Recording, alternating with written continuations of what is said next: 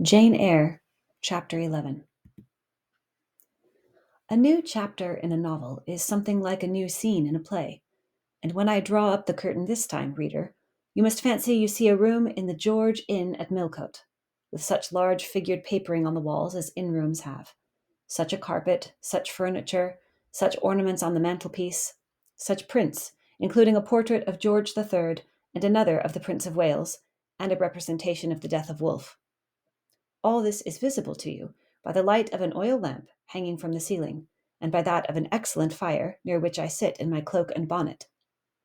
My muff and umbrella lie on the table, and I am warming away the numbness and chill contracted by 16 hours' exposure to the rawness of an October day. I left Loughton at 4 o'clock a.m., and the Millcote town clock is now just striking 8. Reader, though I look comfortably accommodated, I am not very tranquil in my mind. I thought when the coach stopped here there would be someone to meet me. I looked anxiously round as I descended the wooden steps the boots placed for my convenience, expecting to hear my name pronounced, and to see some description of carriage waiting to convey me to Thornfield. Nothing of the sort was visible, and when I asked a waiter if anyone had been in to inquire after a Miss Eyre, I was answered in the negative. So I had no resource but to request to be shown into a private room, and here I am waiting, while all sorts of doubts and fears are troubling my thoughts. It is a very strange sensation to inexperienced youth to feel itself quite alone in the world, cut adrift from every connection, uncertain whether the port to which it is bound can be reached, and prevented by many impediments from returning to that it has quitted. The charm of adventure sweetens that sensation, the glow of pride warms it, but then the throb of fear disturbs it, and fear with me became predominant when half an hour elapsed and still I was alone. I bethought myself to ring the bell. "Is there a place in this neighborhood called Thornfield?" I asked of the waiter who answered the summons. "Thornfield? I don't know, ma'am. I'll inquire at the bar." He vanished, but reappeared instantly. "Is your name Eyre, miss?" "Yes." "Person here waiting for you." I jumped up, took my muff and umbrella, and hastened into the inn passage. A man was standing by the open door, and in the lamp-lit street I dimly saw a one-horse conveyance. "This will be your luggage, I suppose?" said the man rather abruptly when he saw me, pointing to my trunk in the passage. "Yes." He hoisted it onto the vehicle, which was a sort of car, and then I got in. Before he shut me up, I asked him how far it was to Thornfield. "A matter of 6 miles." "How long shall we be before we get there?" "Happen an hour and a half."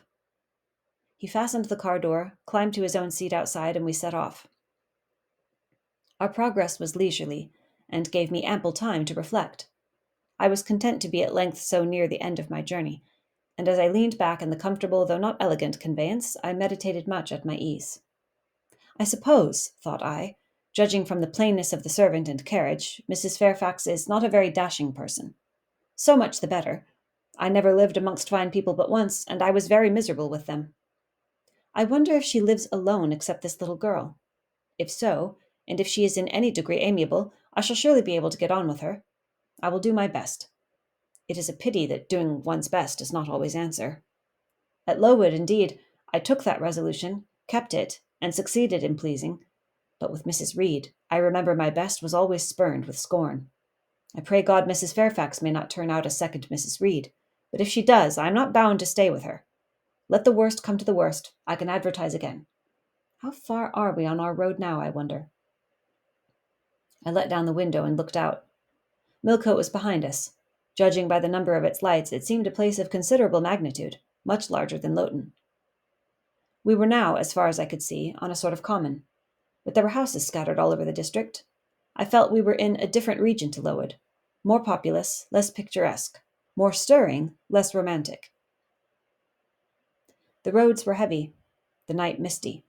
My conductor let his horse walk all the way, and the hour and a half extended, I verily believe, to 2 hours. At last he turned in his seat and said, "You're none so far for Thornfield now." Again I looked out. We were passing a church. I saw its low, broad tower against the sky, and its bell was tolling a quarter.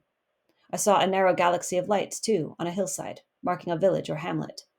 About 10 minutes after, the driver got down and opened a pair of gates. We passed through, and they clashed to behind us. We now slowly ascended a drive and came upon the long front of a house. Candlelight gleamed from one curtained bow window. All the rest were dark. The car stopped at the front door. It was opened by a maidservant. I alighted and went in.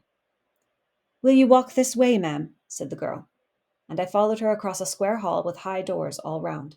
She ushered me into a room whose double illumination of fire and candle at first dazzled me, contrasting as it did with the darkness to which my eyes had been for 2 hours inured. When I could see, however, a cosy and agreeable picture presented itself to my view. A snug small room, a round table by a cheerful fire, an armchair, high-backed and old-fashioned, wherein sat the neatest imaginable little elderly lady, in widow's cap, black silk gown, and snowy muslin apron, exactly like what I had fancied Mrs. Fairfax, only less stately and milder looking. She was occupied in knitting. A large cat sat demurely at her feet. Nothing, in short, was wanting to complete the beau ideal of domestic comfort. A more reassuring introduction for a new governess could scarcely be conceived. There was no grandeur to overwhelm, no stateliness to embarrass. And then, as I entered, the old lady got up and promptly and kindly came forward to meet me. "How do you do, my dear? I am afraid you have had a tedious ride. John drives so slowly. You must be cold. Come to the fire." "Mrs. Fairfax, I suppose?" said I. "Yes, you are right. Do sit down." She conducted me to her own chair, and then began to remove my shawl and untie my bonnet strings. I begged she would not give herself so much trouble. "Oh, it is no trouble. I dare say your own hands are almost numbed with cold. Leah, make a little hot negus and cut a sandwich or two. Here are the keys of the storeroom." And she produced from her pocket a most housewifely bunch of keys and delivered them to the servant. "Now then, draw nearer to the fire," she continued. "You've brought your luggage with you, haven't you, my dear?" "Yes, ma'am." "I'll see it carried into your room," she said, and bustled out. She treats me like a visitor, thought I. I little expected such a reception. I anticipated only coldness and stiffness. This is not like what I have heard of the treatment of governesses, but I must not exult too soon. She returned. With her own hands, cleared her knitting apparatus and a book or two from the table to make room for the tray which Leah now brought, and then herself handed me the refreshments. I felt rather confused at being the object of more attention than I had ever before received, and that, too, shown by my employer and superior. But as she did not herself seem to consider she was doing anything out of her place, I thought it better to take her civilities quietly. "Shall I have the pleasure of seeing Miss Fairfax tonight?" I asked, when I had partaken of what she offered me. "What did you say, my dear? I am a little deaf," returned the good lady, approaching her ear to my mouth. I repeated the question more distinctly. "Miss Fairfax? Oh, you mean Miss Varens. Varens is the name of your future pupil." "Indeed? Then she is not your daughter?" "No, I have no family."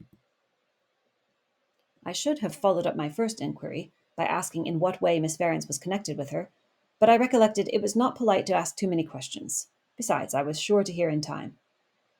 "I am so glad," she continued, as she sat down opposite to me and took the cat on her knee. "I am so glad you are come. It will be quite pleasant living here now with a companion.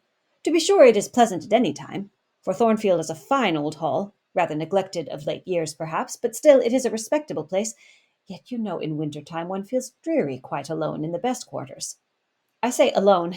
Leah is a nice girl, to be sure, and John and his wife are very decent people, but then you see they are only servants, and one can't converse with them on terms of equality. One must keep them at due distance for fear of losing one's authority. I'm sure last winter, it was a very severe one, if you recollect, and when it did not snow, it rained and blew. Not a creature but the butcher and postman came to the house from November till February, and I really got quite melancholy with sitting night after night alone. I had Leah in to read to me sometimes, but I don't think the poor girl liked the task much. She felt it confining. In spring and summer one got on better. Sunshine and long days make such a difference. And then, just at the commencement of this autumn, little Adela Varens came and her nurse. A child makes a house alive all at once. And now you are here, I shall be quite gay." My heart really warmed to the worthy lady as I heard her talk, and I drew my chair a little nearer to her, and expressed my sincere wish that she might find my company as agreeable as she anticipated. "But I'll not keep you sitting up late tonight," said she. "It is on the stroke of 12 now, and you have been travelling all day. You must feel tired. If you have got your feet well warmed, I'll show you your bedroom. I've had the room next to mine prepared for you. It is only a small apartment, but I thought you would like it better than one of the large front chambers. To be sure, they have finer furniture, but they are so dreary and solitary I never sleep in them myself." I thanked her for her considerate choice, and as I really felt fatigued with my long journey, expressed my readiness to retire. She took her candle, and I followed her from the room. First she went to see if the hall door was fastened. Having taken the key from the lock, she led the way upstairs. The steps and banisters were of oak. The staircase window was high and latticed. Both it and the long gallery into which the bedroom doors opened looked as if they belonged to a church rather than a house. A very chill and vault-like air pervaded the stairs and gallery, suggesting cheerless ideas of space and solitude, and I was glad, when finally ushered into my chamber, to find it of small dimensions and furnished in ordinary modern style. When Mrs. Fairfax had bidden me a kind good night, and I had fastened my door, gazed leisurely round, and in some measure effaced the eerie impression made by that wide hall, that dark and spacious staircase, and that long cold gallery, by the livelier aspect of my little room, I remembered that, after a day of bodily fatigue and mental anxiety, I was now at last in safe haven. The impulse of gratitude swelled my heart, and I knelt down at the bedside and offered up thanks where thanks were due, not forgetting, ere I rose, to implore aid on my further path, and the power of meriting the kindness which seemed so frankly offered me before it was earned. My couch had no thorns in it that night, my solitary room no fears. At once weary and content, I slept soon and soundly. When I awoke, it was broad day. The chamber looked such a bright little place to me as the sun shone in between the gay blue chintz window curtains, showing papered walls and a carpeted floor, so unlike the bare planks and stained plaster of Lowood, that my spirits rose at the view. Externals have a great effect on the young. I thought that a fairer era of life was beginning for me, one that was to have its flowers and pleasures as well as its thorns and toils. My faculties, roused by the change of scene, the new field offered to hope, seemed all astir. I cannot precisely define what they expected, but it was something pleasant, not perhaps that day or that month, but at an indefinite future period. I rose, I dressed myself with care, obliged to be plain, for I had no article of attire that was not made with extreme simplicity. I was still by nature solicitous to be neat. It was not my habit to be disregardful of appearance or careless of the impression I made. On the contrary, I ever wished to look as well as I could, and to please as much as my want of beauty would permit. I sometimes regretted that I was not handsomer. I sometimes wished to have rosy cheeks, a straight nose, and small cherry mouth. I desired to be tall, stately, and finely developed in figure. I felt it a misfortune that I was so little, so pale, and had features so irregular and so marked. And why had I these aspirations and these regrets? It would be difficult to say. I could not then distinctly say it to myself, yet I had a reason, and a logical, natural reason too. However, when I had brushed my hair very smooth, and put on my black frock, which, Quaker-like as it was, at least had the merit of fitting to a nicety, and adjusted my clean white tucker, I thought I should do respectably enough to appear before Mrs. Fairfax, and that my new pupil would not at least recoil from me with antipathy. Having opened my chamber window, and seen that I left all things straight and neat on the toilet table, I ventured forth. Traversing the long and matted gallery, I descended the slippery steps of oak. Then I gained the hall. I halted there a minute. I looked at some pictures on the walls. One, I remember, represented a grim man in a cuirass, and one a lady with powdered hair and a pearl necklace. At a bronze lamp pendant from the ceiling, at a great clock whose case was of oak curiously carved, and ebon black with time and rubbing. Everything appeared very stately and imposing to me, but then I was so little accustomed to grandeur. The hall door, which was half of glass, stood open. I stepped over the threshold. It was a fine autumn morning. The early sun shone serenely on embrowned groves and still green fields. Advancing onto the lawn, I looked up and surveyed the front of the mansion. It was 3 stories high, of proportions not vast, though considerable. A gentleman's manor house, not a nobleman's seat. Battlements round the top gave it a picturesque look. Its grey front stood out well from the background of a rookery, whose cawing tenants were now on the wing. They flew over the lawn and grounds to alight in a great meadow, from which these were separated by a sunk fence, and where an array of mighty old thorn trees, strong, knotty, and broad as oaks, at once explained the etymology of the mansion's designation. Farther off were hills, not so lofty as those round Lowood, nor so craggy, nor so like barriers of separation from the living world, but yet quiet and lonely hills enough, and seeming to embrace Thornfield with a seclusion I had not expected to find existent so near the stirring locality of Millcote. A little hamlet, whose roofs were blent with trees, straggled up the side of one of these hills. The church of the district stood nearer Thornfield. Its old tower top looked over a knoll between the house and gates. I was yet enjoying the calm prospect and pleasant fresh air, yet listening with delight to the cawing of the rooks, yet surveying the wide, hoary front of the hall, and thinking what a great place it was for one lonely little dame like Mrs. Fairfax to inhabit, when that lady appeared at the door. "What, out already?" said she. "I see you are an early riser." I went up to her and was received with an affable kiss and shake of the hand. "How do you like Thornfield?" she asked. I told her I liked it very much. "Yes," she said, "it is a pretty place, but I fear it will be getting out of order unless Mr. Rochester should take it into his head to come and reside here permanently, or at least visit it rather oftener. Great houses and fine grounds require the presence of the proprietor." "Mr. Rochester?" I exclaimed. "Who is he?" "The owner of Thornfield," she responded quietly. "Did you not know he was called Rochester?" Of course I did not. I had never heard of him before.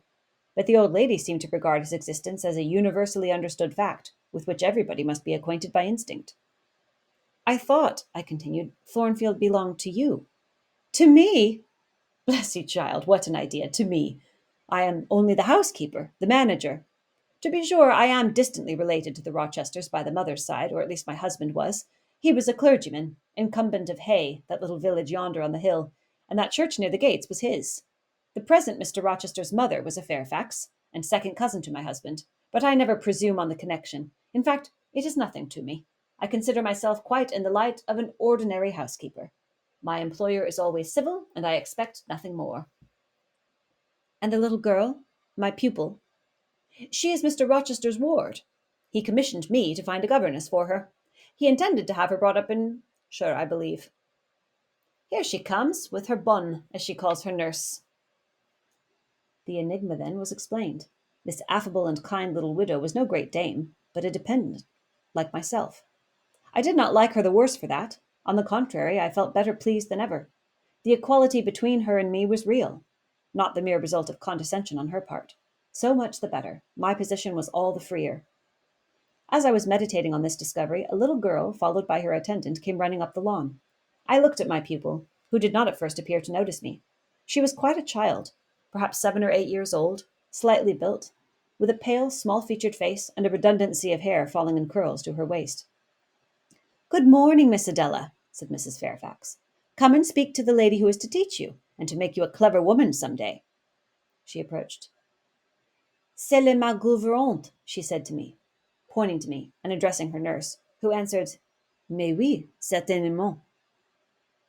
"Are they foreigners?" I inquired, amazed at hearing the French language. "The nurse is a foreigner, and Adela was born on the continent, and I believe never left it till within 6 months ago. When she first came here she could speak no English. Now she can make shift to talk it a little. I don't understand her, she mixes it so with French, but you will make out her meaning very well, I dare say."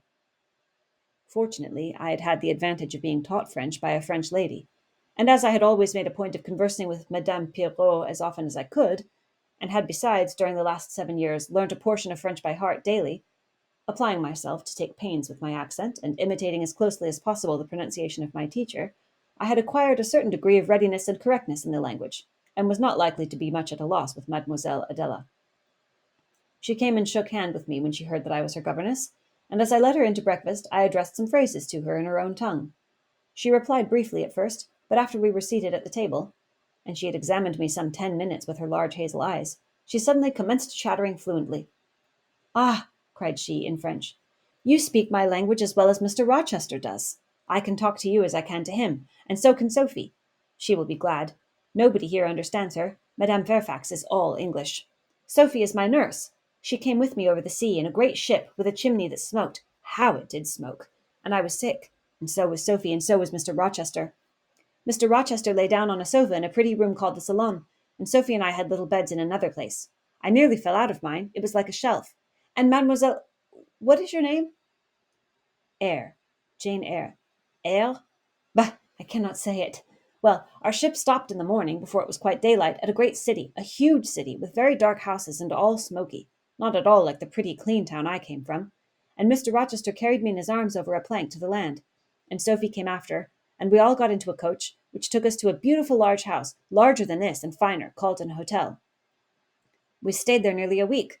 I and Sophie used to walk every day in a great green place full of trees called the park, and there were many children there besides me, and a pond with beautiful birds in it that I fed with crumbs."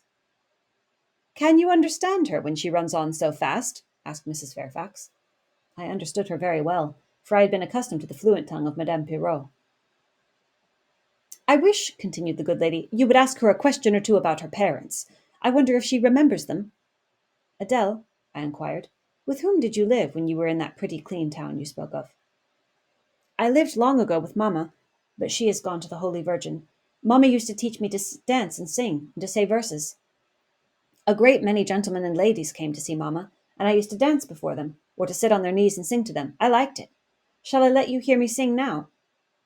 She had finished her breakfast, so I permitted her to give a specimen of her accomplishments. Descending from her chair, she came and placed herself on my knee, then, folding her little hands demurely before her, shaking back her curls and lifting her eyes to the ceiling, she commenced singing a song from some opera. It was the strain of a forsaken lady who, after bewailing the perfidy of her lover, calls pride to her aid, desires her attendant to deck her in her brightest jewels and richest robes, and resolves to meet the false one that night at a ball, and prove to him by the gaiety of her demeanour how little his desertion has affected her. The subject seemed strangely chosen for an infant singer, but I suppose the point of the exhibition lay in hearing the notes of love and jealousy warbled with the lips of childhood. And in very bad taste that point was, at least I thought so. Adele sang the canzonette tunefully enough, and with the naivete of her age. This achieved, she jumped from my knee and said, "Now, mademoiselle, I will repeat you some poetry." Assuming an attitude, she began La Ligue des Rats, Fable de La Fontaine.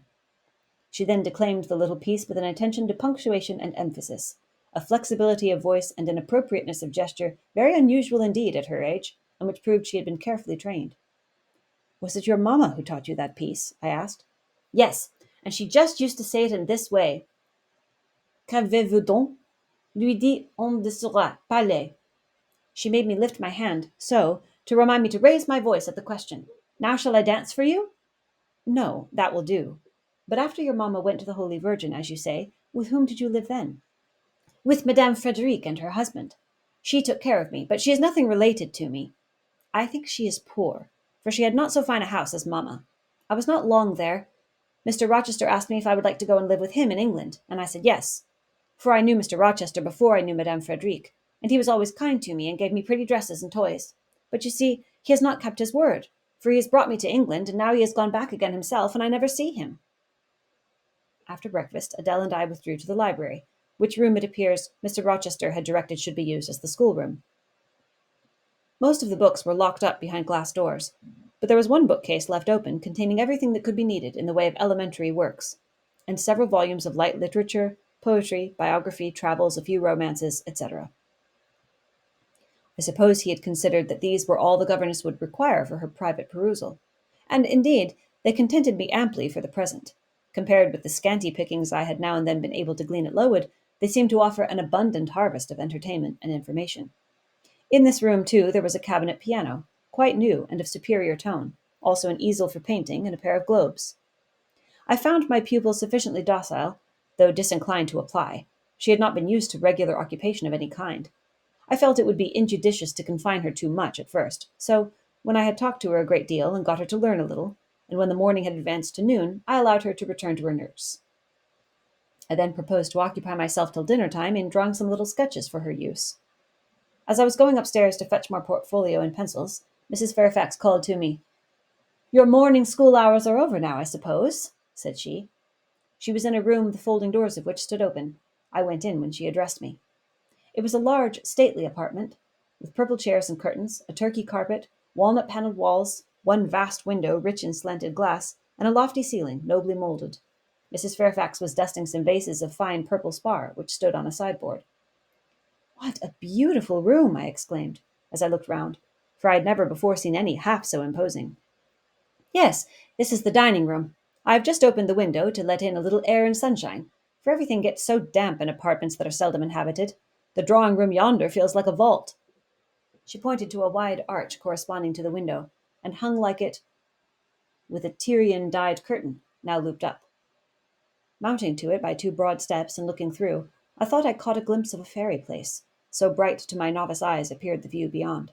Yet it was merely a very pretty drawing-room, and within it a boudoir, both spread with white carpets on which seemed laid brilliant garlands of flowers, both sealed with snowy mouldings of white grapes and vine leaves, beneath which glowed in rich contrast crimson couches and ottomans. while the ornaments on the pale Parian mantelpiece were of sparkling Bohemian glass, ruby red, and between the windows large mirrors repeated the general blending of snow and fire.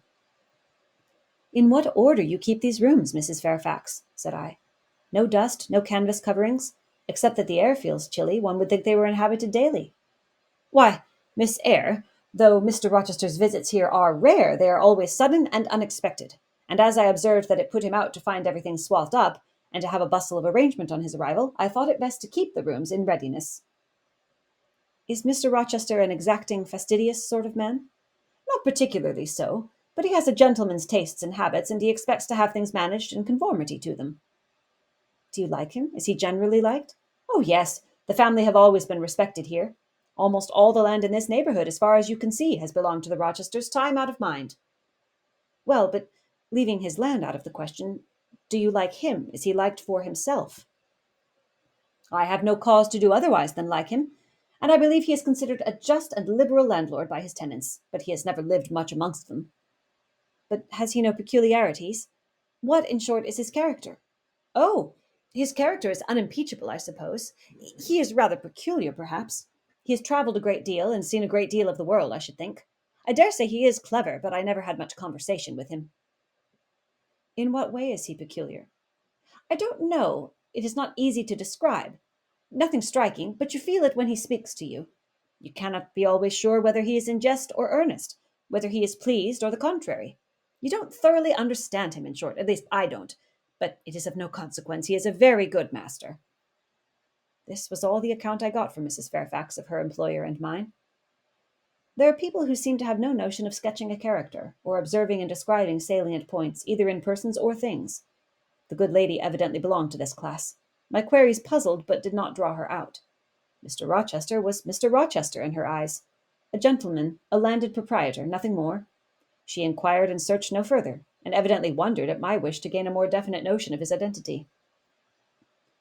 When we left the dining room, she proposed to show me over the rest of the house, and I followed her upstairs and downstairs, admiring as I went, for all was well arranged and handsome.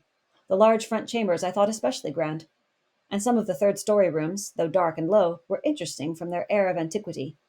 The furniture once appropriated to the lower apartments had from time to time been removed here, as fashions changed, and the imperfect light entering by their narrow casement showed bedsteads of 100 years old, chests in oak or walnut, looking, with their strange carvings of palm branches and cherubs' heads, like types of the Hebrew ark, rows of venerable chairs, high-backed and narrow, stools still more antiquated, on whose cushioned tops were yet apparent traces of half-effaced embroideries, wrought by fingers that for 2 generations had been coffin dust. All these relics gave to the third story of Thornfield Hall the aspect of a home of the past, a shrine of memory. I liked the hush, the gloom, the quaintness of these retreats in the day, but I by no means coveted a night's repose on one of those wide and heavy beds. Shut in some of them with doors of oak, shaded others with wrought old English hangings crusted with thick work, portraying effigies of strange flowers and stranger birds, and strangest human beings, all which would have looked strange indeed by the pallid gleam of moonlight. "Do the servants sleep in these rooms?" I asked. "No, they occupy a range of smaller apartments to the back. No one ever sleeps here. One would almost say that if there were a ghost at Thornfield Hall, this would be its haunt." "So I think you have no ghost, then?" "None that I ever heard of," returned Mrs. Fairfax, smiling. "Nor any traditions of one? No legends or ghost stories?" "I believe not. And yet it is said the Rochesters have been rather a violent than a quiet race in their time. Perhaps, though, that is the reason they rest tranquilly in their graves now." "Yes, after life's fitful fever they sleep well," I muttered. "Where are you going now, Mrs. Fairfax?" For she was moving away. "On to the leads. Will you come and see the view from thence?" I followed still, up a very narrow staircase to the attics, and thence by a ladder and through a trap-door to the roof of the hall. I was now on a level with the crow colony, and could see into their nests. Leaning over the battlements and looking far down, I surveyed the grounds laid out like a map. The bright and velvet lawn closely girdling the grey base of the mansion, the field, wide as a park, dotted with its ancient timber, the wood, dun and sere, divided by a path visibly overgrown, greener with moss than the trees were with foliage, the church at the gates, the road, the tranquil hills, all reposing in the autumn day's sun, the horizon bounded by a propitious sky, azure, marbled with pearly white. No feature in the scene was extraordinary, but all was pleasing. When I turned from it and repassed the trap door, I could scarcely see my way down the ladder. The attic seemed black as a vault compared with that arch of blue air to which I had been looking up, and to that sunlit scene of grove, pasture, and green hill, of which the hall was the centre, and over which I had been gazing with delight. Mrs. Fairfax stayed behind a moment to fasten the trap door. I, by drift of groping, found the outlet from the attic, and proceeded to descend the narrow garret staircase. I lingered in the long passage to which this led, separating the front and back rooms of the third story. Narrow, low, and dim, with only one little window at the far end, and looking with its 2 rows of small black doors all shut, like a corridor in some Bluebeard's castle. While I paced softly on, the last sound I expected to hear in so still a region, a laugh, struck my ear. It was a curious laugh, distinct, formal, mirthless. I stopped. The sound ceased only for an instant. It began again, louder. For at first, though distinct, it was very low. It passed off in a clamorous peal that seemed to wake an echo in every lonely chamber, though it originated but in one, and I could have pointed out the door whence the accents issued. "Mrs. Fairfax," I called out, for I now heard her descending the great stairs. "Did you hear that loud laugh? Who is it?" "Some of the servants, very likely," she answered. "Perhaps Grace Poole." "Did you hear it?" I again inquired. "Yes, plainly. I often hear her. She sews in one of these rooms. Sometimes Leah is with her. They are frequently noisy together." The laugh was repeated in its low syllabic tone, and terminated in an odd murmur. "Grace!" exclaimed Mrs. Fairfax. I really did not expect any Grace to answer, for the laugh was as tragic, as preternatural a laugh as any I ever heard, and but that it was high noon, and that no circumstance of ghostliness accompanied the curious cachinnation, but that neither scene nor season favoured fear, I should have been superstitiously afraid. However, the event showed me I was a fool for entertaining a sense even of surprise. The door nearest me opened, and a servant came out, a woman of between 30 and 40, a set, square-made figure, red-haired, and with a hard, plain face.